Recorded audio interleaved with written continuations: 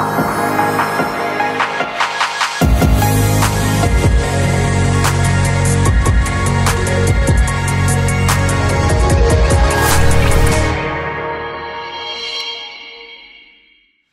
akan menyampaikan firman Tuhan dengan tema dipanggil menjadi kudus atau hidup kudus. 1 Petrus 1 ayat 13 sampai 25.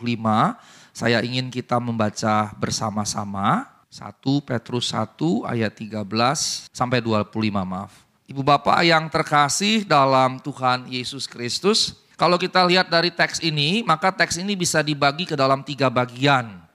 Bagian yang pertama ayat 13 sampai 16 itu bicara hidup dalam kekudusan. Bagian yang kedua ayat 17 sampai 21 itu Allah yang adil atau Allah adalah adil.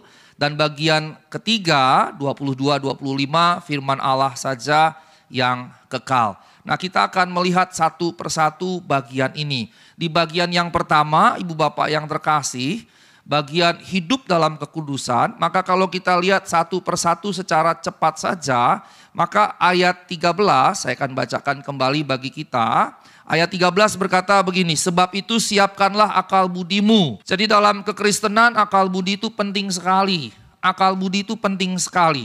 Mengapa? Karena dengan akal budilah kita mengerti firman Tuhan. Dengan akal budi kita mencerna kehendak Tuhan. Dengan akal budi kita membedakan mana yang baik, mana yang tidak baik. Mana yang baik, mana yang buruk, mana yang benar, mana yang salah. Mana yang tepat, mana yang keliru, mana yang bertanggung jawab, dan mana yang tidak bertanggung jawab.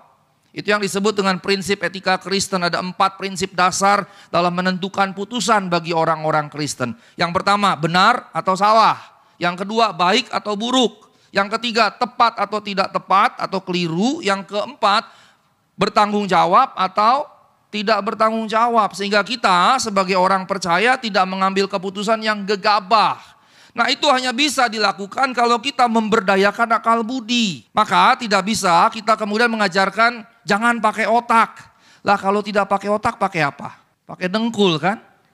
Kalau tidak pakai otak, pakai apa? Pakai dengkul. Maka kekristenan tidak boleh kemudian berkata begini, percaya saja, terima saya, percaya saja, terima saja. Nggak bisa begitu. Mengapa? Karena faith seeks understanding. Iman mencari pengertian.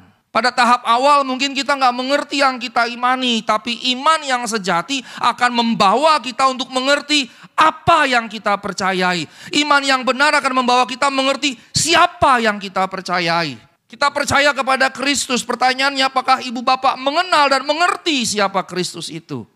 Jangan-jangan Kristus yang kita kenal Kristus imajiner. Apa itu Pak Sigor Kristus imajiner? Kristus ciptaan kita sendiri. Kalau kita mengkhotbahkan, kalau saya sebagai pendeta mengkhotbahkan Yesus sebagai juru selamat ekonomi, maka itu adalah Kristus imajiner ciptaan saya sendiri. Karena apa? Karena mungkin saja Tuhan mengizinkan kita menderita. Jangan mau yang baiknya saja, tapi tidak mau yang buruk, kata Ayub. Nah, ibu bapak yang terkasih dalam Tuhan Yesus Kristus, karenanya akal budi kita harus kita persiapkan betul-betul.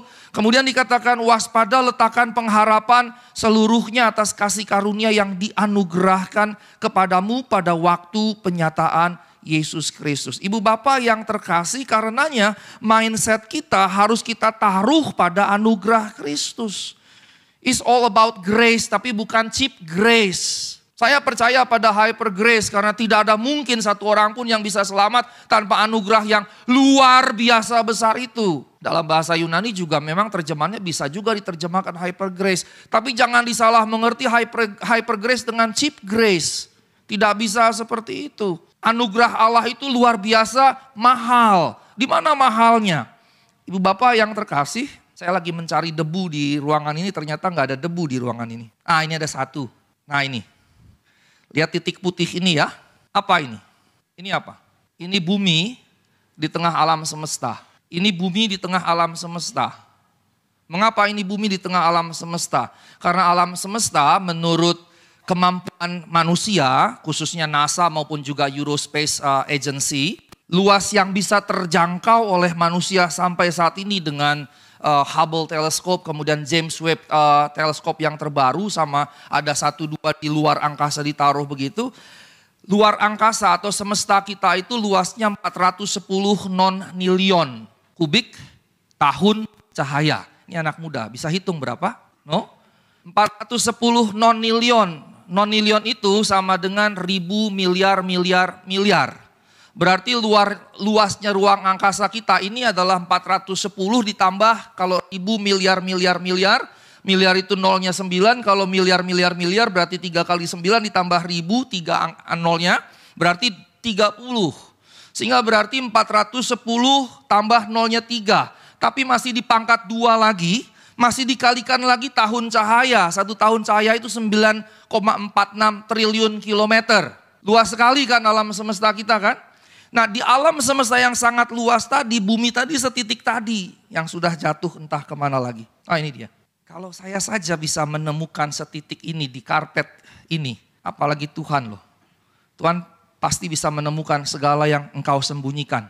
Orang lain bisa nggak tahu apa yang kau sembunyikan dalam hidupmu, tapi Tuhan bisa. Kalau saya saja bisa menemukan ini di lantai ini, apalagi Tuhan. Ya ini gara-gara saya menemukan ini. Nah Ibu Bapak, inilah bumi di tengah alam semesta yang luas itu. Bumi yang sekecil ini, kalau buminya sekecil ini manusianya sekecil apa? Lebih kecil lagi kan? Lebih kecil lagi ya, jadi ukurannya bisa seperti atom jadinya. Betul-betul skala mikro. Nah Ibu Bapak bisa bayangkan alam semesta yang begitu luas dibandingkan bumi yang setitik ini saja. Alam semesta begitu tak terbatas karena kan gini ya. Kalau alam semesta itu misalnya persegi panjang gitu, ini yang borders yang bisa dijangkau, apakah di sini tidak ada? Pasti tetap ada. Dan dalam astrofisika, alam semesta itu sebetulnya tak terbatas. Nah kalau alam semesta saja tak terbatas, apalagi Allahmu. Apalagi Allahmu. Kalau alam semesta saja tak terbatas, apalagi Allahmu. Apalagi Allah yang menciptakan kita, hanya satu yang berkata amin. Sadar tidak realitas ini? Betul-betul kita sadari tidak? Kadang-kadang hanya karena nggak punya duit aja, kalau orang Batak bilang jadi mandele. Nah, itu yang ketawa orang Batak tuh berarti. Hanya gara-gara nggak punya duit, kemudian aduh Tuhan susah kali hidupku Tuhan. Seakan-akan Tuhan lagi jauh gitu. Berarti jauh dekatnya Tuhan dengan kita diukur dengan duit jadinya. Dan itu menyedihkan sekali. Saya senang tadi WL nyanyinya Jesus is the center of our life and our church. Itu yang benar sebetulnya. Bukan karena pangkat, kedudukan, kekayaan, dan lain-lain.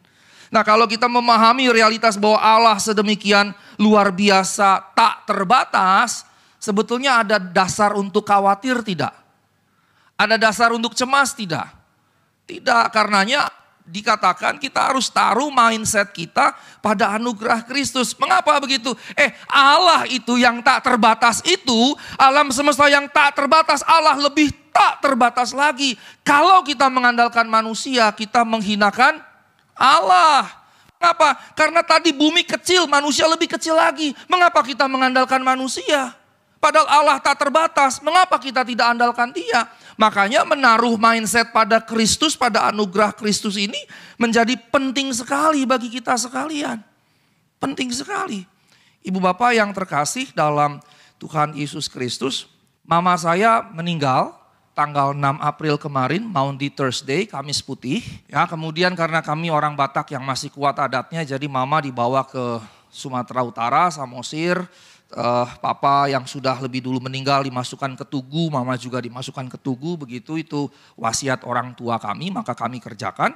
Terus kemudian setelah itu kembali seminggu kemudian ke Jakarta, kemudian rapi-rapikan rumah, ada ibadah penghiburan dari marga ini sampai 7 kali penghiburan terakhir sekitar semingguan yang lalu, begitu panjang penghiburannya. Kemudian satu kali saya masuk ke kamar mama saya. Terus di kamar mama saya itu almarhum ada kamar mandi. Begitu saya keluar dari kamar mandi, di samping pintu itu ada meja rias beliau. Dan kemudian saya melihat ada satu kotak kardus putih, tapi sudah kusam gitu. Di dalamnya ada konde mama saya.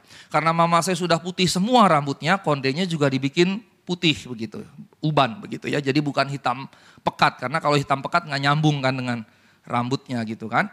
Terus saya angkat itu kotak itu, saya lihat-lihat, kemudian saya taruh, saya ambil kondenya, saya lihat-lihat konde ini dan saya ingat di momen-momen tertentu di mana mama saya pakai konde itu. Dan kemudian apa yang saya rasakan di hati saya? Yang saya rasakan di hati saya begini, konde saja nggak dibawa mama saya ke surga. Betul ya Pak? Bapak di sini banyak yang pakai sepatunya cakep-cakep, yang masuk peti mati cuma satu. Ada nggak orang yang pakai sepatu 2 pasang, 3 pasang, 4 pasang, yang ada jadi aneh kan? Ibu Bapak di sini banyak yang pakai bajunya cakep-cakep, yang masuk peti mati cuma sepasang. Mau mereknya Louis Vuitton, Bottega, di bawah tuh banyak merek-merek cakep begitu. Yang kalau di daerah Jakarta Timur sulit nyari merek-merek itu, adanya di Jakarta Barat. Jakarta Timur nggak ada merek-merek begitu.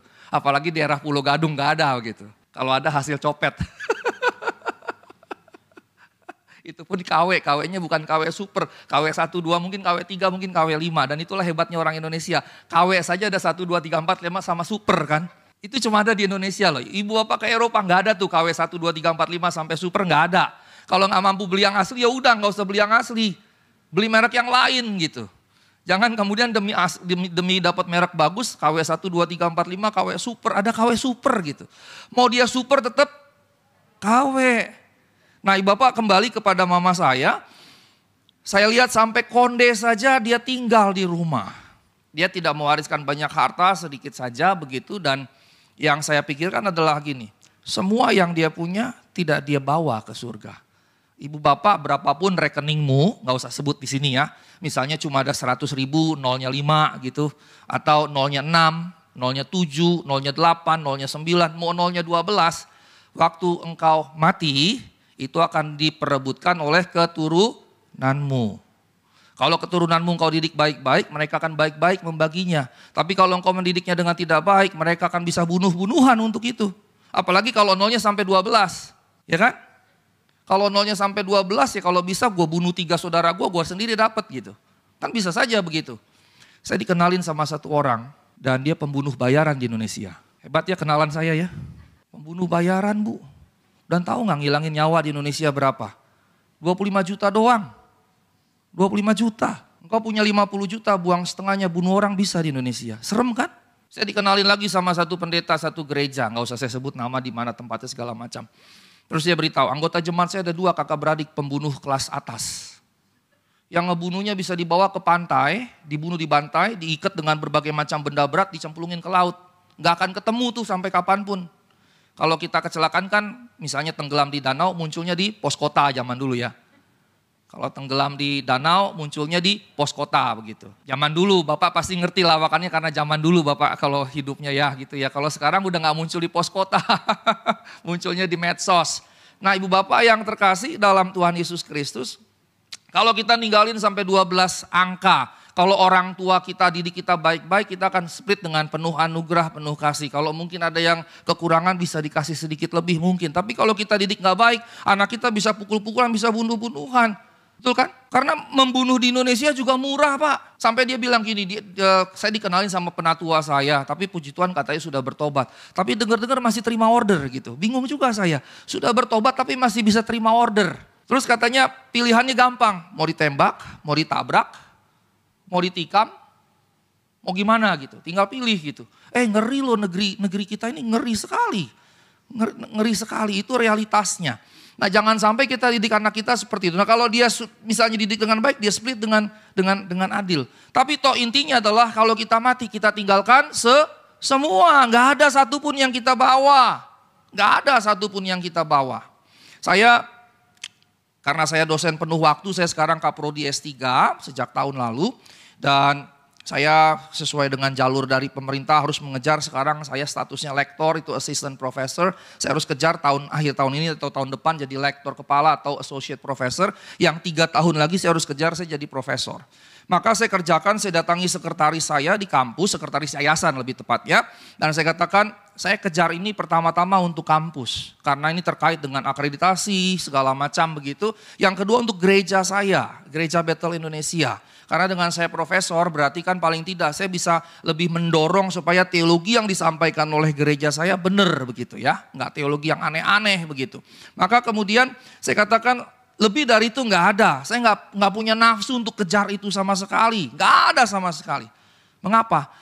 Kalau saya bergelar profesor nanti 3 tahun dari sekarang katakan. Itu akan tampil di mana? Akan tampil di mana? Batu Nisan. Batu nisan. Di batu nisan saya kan tercatat kalau saya dapat gitu setelah saya bergelar profesor saya mati gitu. Profesor Dr. Asigor P. Sitanggang. Selesai di batu nisan. Ada lebih dari itu? Tidak ada. Ada lebih dari itu? Tidak ada. Kalau saya nggak punya uang paling saya dikubur di Pondok Rangon. Atau Duren Sawit begitu kan. Pondok Kelapa. Kalau saya punya duit San Diego Hills. Saya bikin yang bagus begitu. Tapi memangnya ketika saya sudah mati saya menikmatinya. Saya menikmatinya. Di dalam peti mati, enak nih San Diego Hills. Rasanya sejuk. Seperti di gunung, pebukitan, gak kayak di Pondok Rangon, panas. Sama aja. Kalau engkau hidup di bumi, hidup di neraka, engkau masuk neraka. Mau di San Diego Hills, mau di Pondok Rangon, di Pondok Kelapa, sama saja. Kalau memang bakatmu neraka berarti masuk neraka. Tapi kalau engkau masuk surga pasti masuk surga, menikmati surga. Mau misalnya di Pondok Rangon kayak mau dibuang ke laut nggak ada masalah. Nah ini penting sekali. Segala yang kita dapatkan di bumi ini itu selesai waktu kita mati. Jangan pernah lupa akan realitas ini. Segala achievements kita selesai waktu kita mati. Kalau kita punya gelar insinyur, SE, MM, MBA atau apapun itu cuma tercantumkan di batu nisan. Coba bilang kiri kanan, namamu tercatat di batu nisan. Bapak bingung, Bapak mau ngomong sama siapa? Nama kita cuma tercatat di batu nisan. Lalu bagaimana? Ini poin pentingnya sebetulnya, mindset kita harus ditaruh pada anugerah Kristus. Tadi saya sudah jelaskan siapa Kristus. Allah yang menciptakan alam semesta saja tak terbatas, apalagi Allah yang tak terbatas. Allah yang tak terbatas itu jadi manusia dalam Kristus. Dialah Tuhan yang sesungguhnya, Tuhan yang sejati, yang layak engkau percaya. Silakan berikan kemuliaan buat Tuhan. Nah ibu bapak yang terkasih, 3 minggu terakhir saya kalau tidur, itu bisa jam 2:30 belum tidur. 3 minggu kemarin, dari 3 minggu kemarin. Bisa sampai jam 3:30 saya melek begitu. 3 minggu terakhir. Dan kemudian apa yang terjadi? Yang terjadi adalah ketika saya taruh badan saya di kasur begitu ya, jantung saya, dada saya rasanya nggak enak. Rasanya nggak enak. Itu kemudian ini saya dan ini saya rasanya lemas, seluruh badan rasanya juga nggak nyaman. Gak nyaman sama sekali, ini 3 minggu bisa begitu. Bisa jam 1, bisa jam 2. Pernah puncaknya itu sekitar 3:30 saya belum tidur-tidur. Dan saya ngomong ini bukan sebagai seorang bisnismen, bukan. Saya hamba Tuhan. Ya palingan dosen gitu ya. Jadi pikiran saya bukan karena beban-beban seperti itu gitu ya. Tapi kemudian ibu bapak yang membuat saya tidak bisa tidur itu karena saya takut mati. Ya, di sini ada yang berani mati? Boleh angkat tangan? Biar kita doakan segera dipanggil pulang Tuhan. Berani mati yang muda-muda? Enggak Pak, belum pacaran. Enggak Pak, belum nikah. Saya rasa takut mati bukan karena takut mati. Tapi saya takut mati gini. Saya takut kalau saya tidur malam-malam, paginya enggak bangun lagi. Saya punya 2 anggota jemaat yang tidur malam, paginya enggak bangun lagi. Saya punya 2 anggota jemaat. Tapi bukan gara-gara itu sebetulnya, lebih kepada begini, saya berpikir karena saya bekerja, istri saya tidak, istri saya pekerjaannya adalah ibu rumah tangga. Ibu rumah tangga itu pekerjaan ya, suami-suami yang istrimu tidak bekerja jangan remehkan istrimu dan kemudian nemplok pada sekretaris yang kelihatannya cantik. Ya, ada yang begitu rupanya. Ibu rumah tangga itu pekerjaan loh, itu full time job. Anak-anak muda yang ibunya cuma di rumah terus ngeliat teman sekolah, teman kuliahnya, ibunya general manager segala macam, terus ngerendahkan ibu sendiri, itu anak yang kayak gitu terkutuk loh. Karena perintahnya hormatilah ayahmu dan ibumu supaya lanjut umurmu di tanah yang Tuhan berikan kepadamu. Mau umur lanjut, hormati orang tua. Gak menghormati orang tua kena kutuk berarti kan. Nah ibu bapak yang terkasih, saya berpikir begini, kalau saya tidur nggak bangun lagi, istri saya sendirian, dia nggak bekerja, dia bakalan kesulitan. Ya kami punya 2 asuransi, dari situ mungkin ada sesuatu yang bisa didapat, tapi ya tetap saja akan jadi berbeda sekali. Itu dari segi ekonomi, dari segi nggak punya orang tua, anak saya 2 akan sedih sekali karena nggak punya papa. Istri saya ya saya nggak terlalu sedih, dia bisa nikah lagi kan, ya kan? Betul kan Pak? Suami istri itu hanya di bumi, di surga nggak ada hubungan suami istri, nggak ada relasi suami istri. Jadi kalau kita meninggal kita terpisah kan gitu. Nggak ada terikat lagi. Istri saya kalau saya meninggal usia sekarang, istri saya juga masih muda, bisa nikah lagi. Tapi kan kasihan anak-anak saya kan begitu. Jadi itu yang menguasai saya sehingga saya jadinya takut. Waktu mau tidur tuh takut gitu. 3 minggu loh. Takutnya karena takut anak saya kehilangan ayah. Dan kalau saya bangun duduk seperti bapak ini di kasur saya, itu rasa itu hilang semua. Rasa itu hilang. Jadi jantung yang gimana itu hilang. Badan seger lagi, nyaman lagi. Begitu tidur muncul lagi begitu. Dan kemudian minggu lalu hari Jumat malam, saya tadi sudah jelaskan kepada Anda sekalian tentang luasnya alam semesta 410 nonilion kan. Kemudian saya duduk bangun, saya berkata dalam hati, saya khotbahkan betapa luasnya alam semesta. Saya khotbahkan dengan alam semesta yang begitu tak terbatas, apalagi Allah pencipta. Dan Allah itu jadi Kristus. Masa saya cuma mengkhotbahkan tapi tidak menghidupinya. Maka kemudian saya duduk di situ dan saya berkata begini, Tuhan ampuni saya cemas. Cemas sekali. Ampuni saya khawatir sekali. Tuhan, saya khawatir kalau saya tidur saya tidak bangun lagi. Saya kasihan ngelihat anak-anak saya. Kasihan istri saya bakal pontang-panting karena dia gak bekerja. Gimana ngurusin rumah segala macam, ngurusin anak-anak. Tapi Tuhan, saya di sini mengaku kepadamu. Aku tidak terlalu percaya kepadamu sehingga aku menjadi begitu cemas, khawatir. Ampuni aku Tuhan. Saya mulai menangis. Dan saya katakan ampuni aku Tuhan, aku percaya padamu. Aku tidak mau cemas lagi. Aku percaya Engkau Allah yang menciptakan alam semesta yang begitu luas, memelihara. Kemudian saya berdoa juga buat gereja yang saya gembalakan. Kemudian berdoa beberapa lagi yang lain itu sekitar 3:30 ke jam 4 pagi gitu saya duduk begitu. Kemudian setelah beberapa waktu saya berdoa, saya serahkan kecemasan, kekhawatiran saya sama Tuhan. Damai sejahtera Tuhan menguasai saya tidur nyenyak sekali, tenang sekali.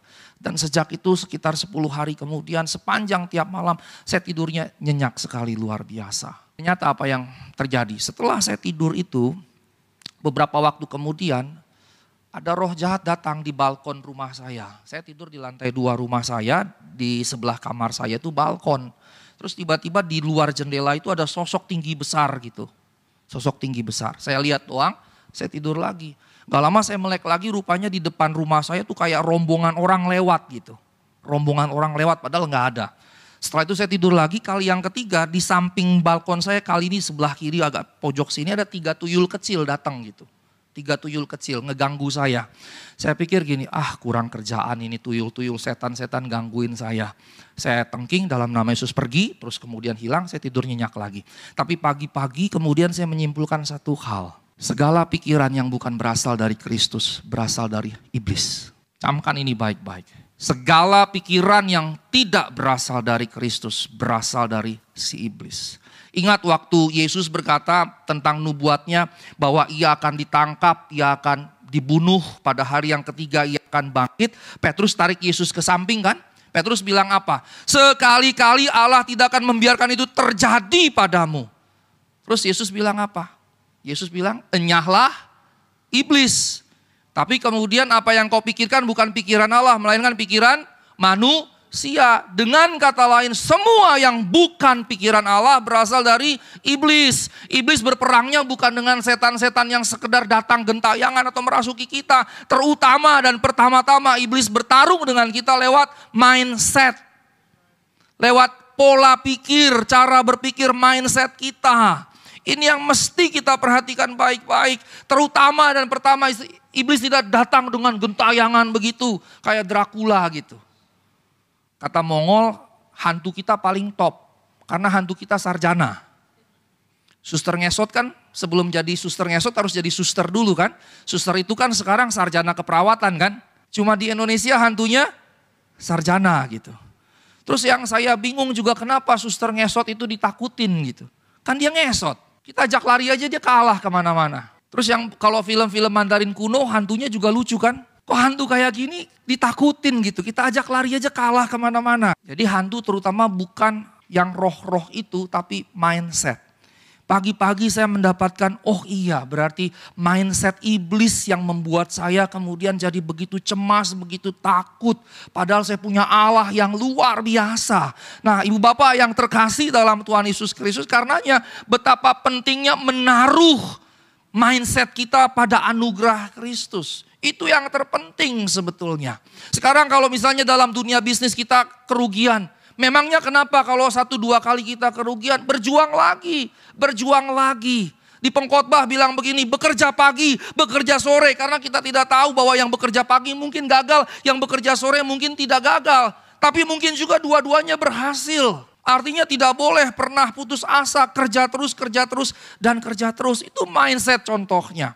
Nah ibu bapak yang terkasih dalam Tuhan Yesus Kristus. Kemudian di ayat yang ke-14 dikatakan jangan hidup seperti anak-anak pada waktu kebodohan. Ternyata ibu bapak yang terkasih dalam Tuhan Yesus, hawa nafsu menurut firman Tuhan adalah kebodohan. Ini yang mesti kita camkan betul-betul. Karenanya ketika kita bicara kudus itu antara lain tidak dikuasai oleh hawa nafsu. Nah kemudian apa yang dimaksud kudus? Ayat 15 berkata kuduslah dalam segala sesuatu. Bukan hanya pada satu dua hal tertentu, tapi pada segala sesuatu. Coba kita perhatikan, mulut kita kudus tidak?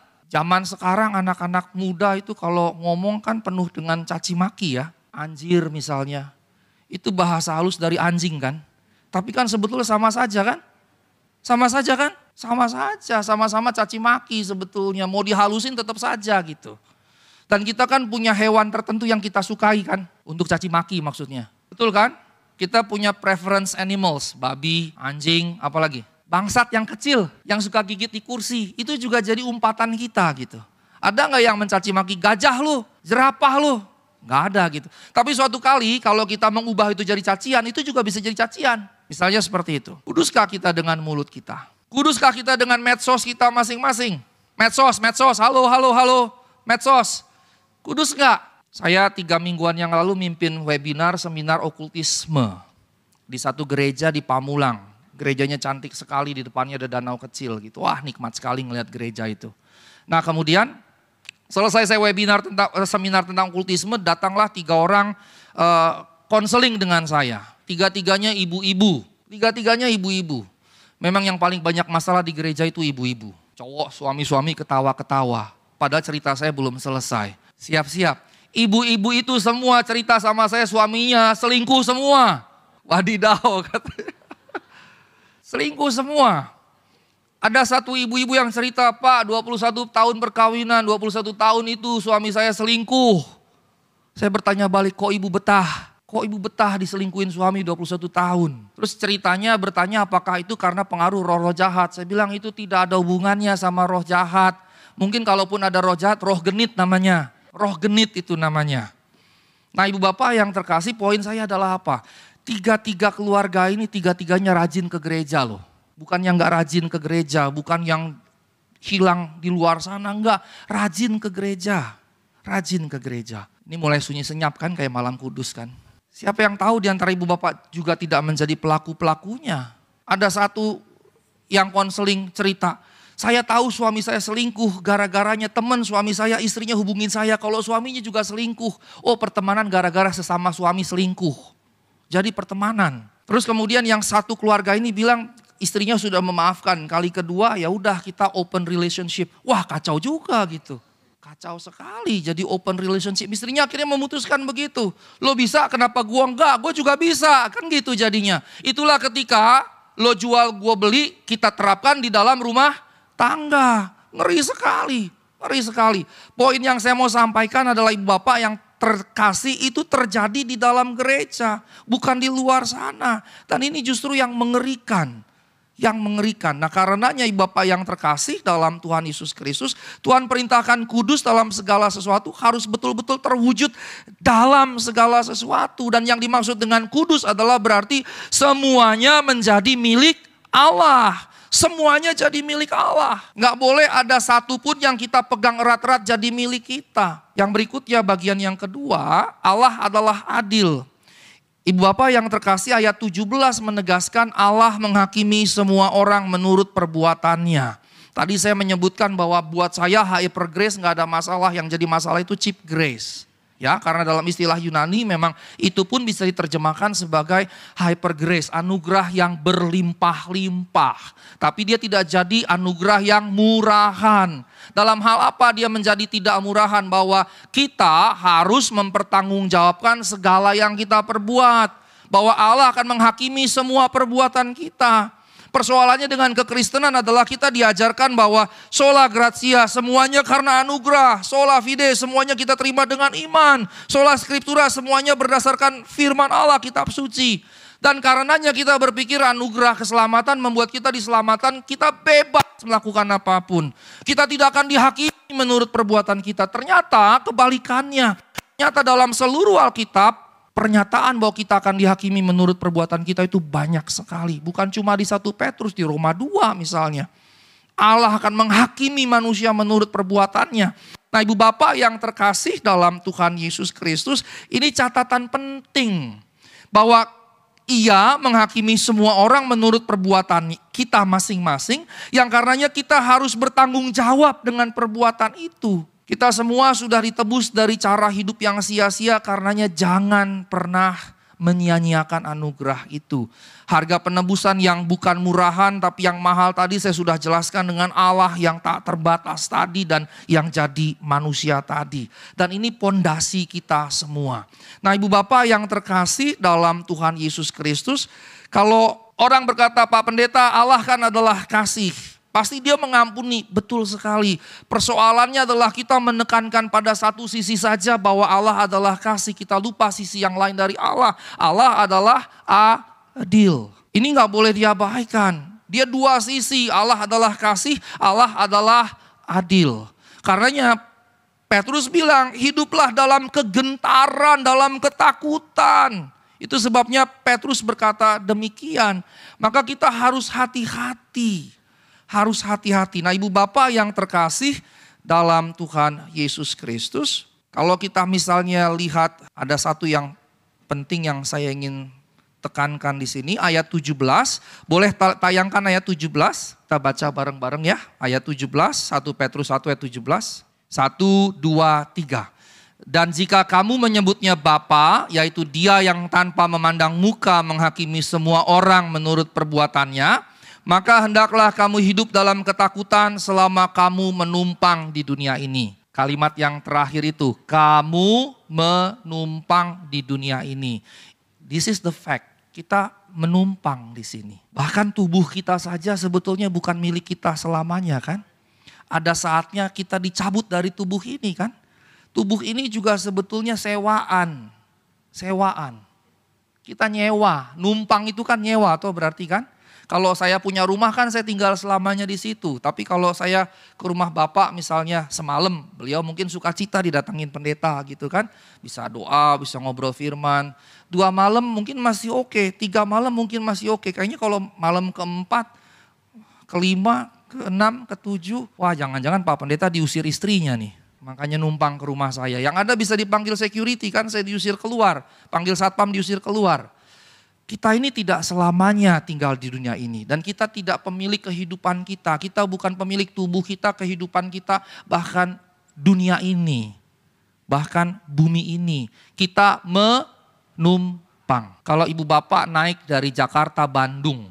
Naik bus gitu. Sampai di Bandung ibu bapak gak mau turun dari bus, kira-kira gimana? Diusir kan? Ada waktunya nanti ibu bapak akan diusir dari dunia ini. Kasarnya diusir.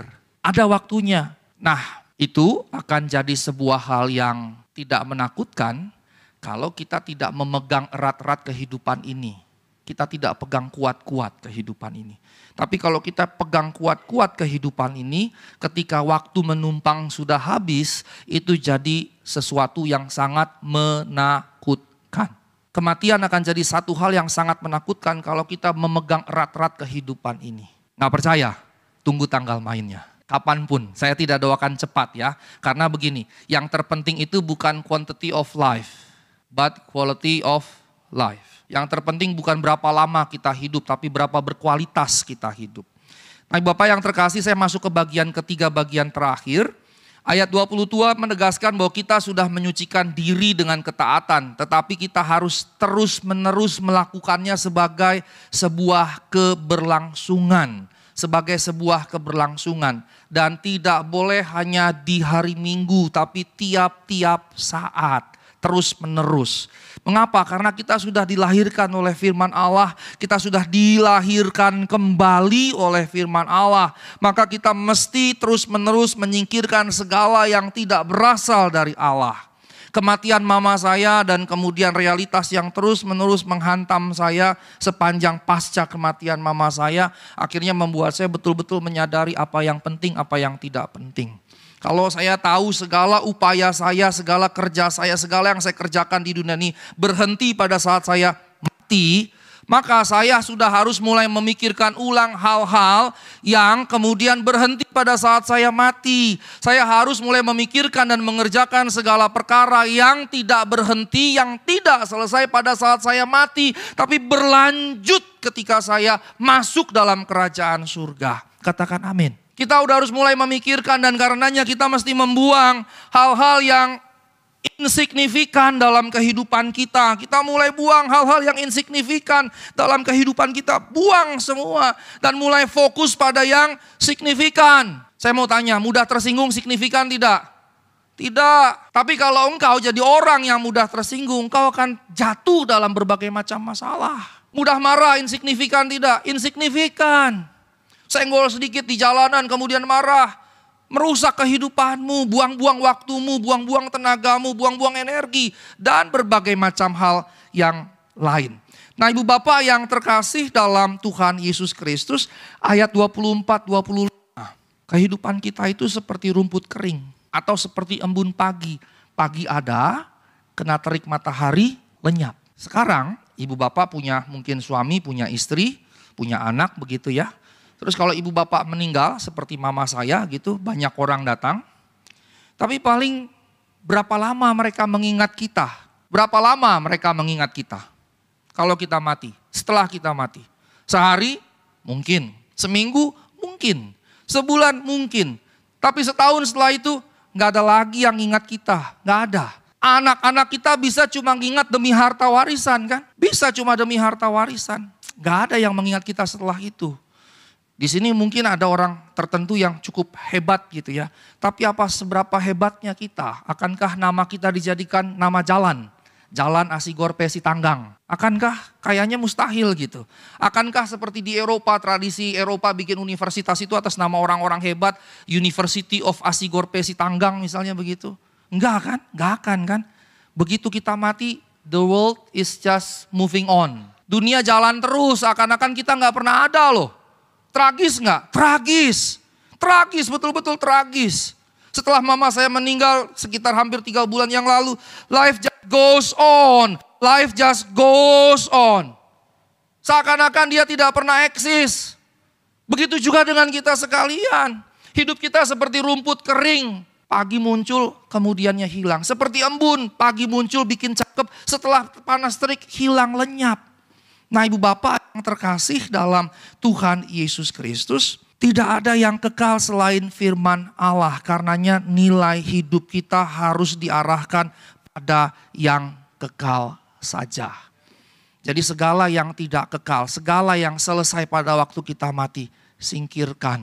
Banyak perselingkuhan terjadi karena CLBK, cinta lama bersemi kembali. Gegaranya reuni, ketemu teman-teman SMP, CLBK SMP, waktu cinta monyet, kemudian waktu reuni SMA, dan yang lain-lain.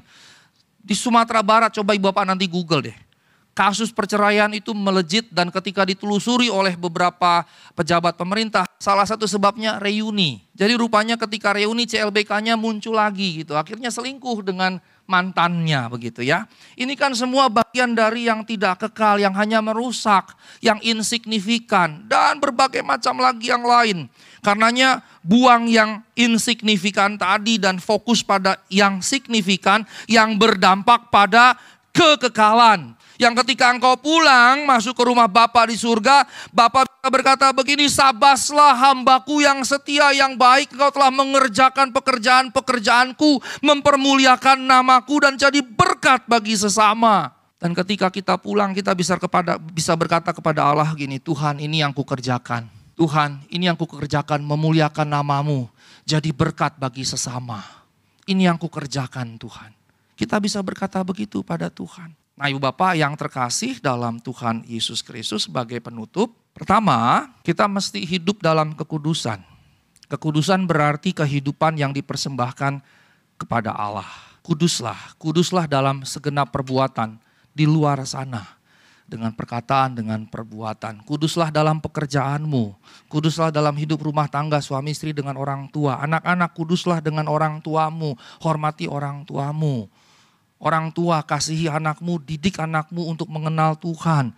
Kuduslah dalam setiap pekerjaan. Di pekerjaan lawan jenis, hargai sebagai subjek, jangan sebagai objek. Yang lemah, jangan dihina. Justru kita harus menolong orang yang lemah. Mengapa? Karena di hari penghakiman Tuhan akan memisahkan kambing dan domba. Domba di sebelah kanan, kambing di sebelah kiri. Dan domba itu siapa? Domba yang memberi makan orang yang lapar, memberi minum orang yang haus, memberi pakaian orang yang telanjang, mengunjungi orang yang sakit atau di penjara. Dan orang-orang yang melakukan itu melakukannya bagi Yesus. Lakukanlah itu semua dalam segenap kehidupan dan buanglah segala yang tidak kudus dalam kehidupan. Yang kedua, Allah adil. Allah akan menghakimi semua orang menurut perbuatannya, tidak akan ada yang dikecualikan. Tidak ada yang terkecuali, terluput, terhindar. Dan ini mutlak sifatnya. Mutlak sifatnya. Nah, semua hanya sementara dan akan segera lenyap seperti rumput kering. Hanya Allah yang kekal. Karenanya taruh segenap kehidupan kita. Segala yang ada dalam kehidupan kita dengan bergantung kepada Allah dan bukan pada yang lain. Bukan pada manusia, bukan pada kekayaan, bukan pada kehebatan, kekuatan, kedudukan, jabatan, keagungan manusia. Baik diri kita maupun orang-orang lain. Karena orang yang mengandalkan manusia merendahkan, menghinakan Allah. Amin.